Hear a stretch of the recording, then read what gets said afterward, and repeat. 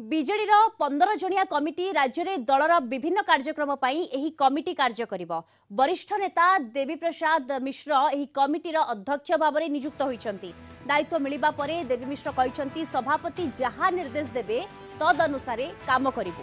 विभिन्न कामर समन्वय रखी आहुरी सक्रिय भावे काम कराजिबो। कमिटी गठन करिसेंती बीजेडी सभापति नवीन पटनायक।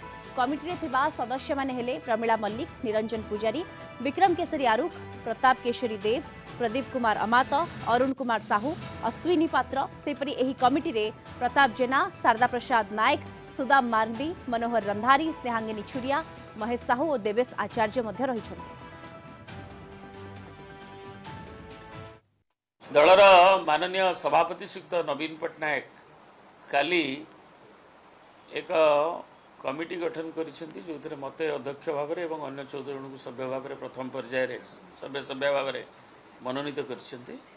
नोटिफिकेशन अनुजाई अच्छी सांगे भी विषय कौन निर्देश सविशेष आलोचना कर कमिटी मेंबर और अन्य मानकर मत नहीं आगू नि मुख्यतः समन्वय रक्षा करने दलर जो कार्यक्रम विभिन्न रोचे कि विभिन्न जो दलर क्षमा संगठन अच्छी कि अन्य जो कार्यक्रम अच्छी क्षेत्रीय लेवल जिला लेवल तार समन्वय किभली रखाई पार राज्य स्तर में से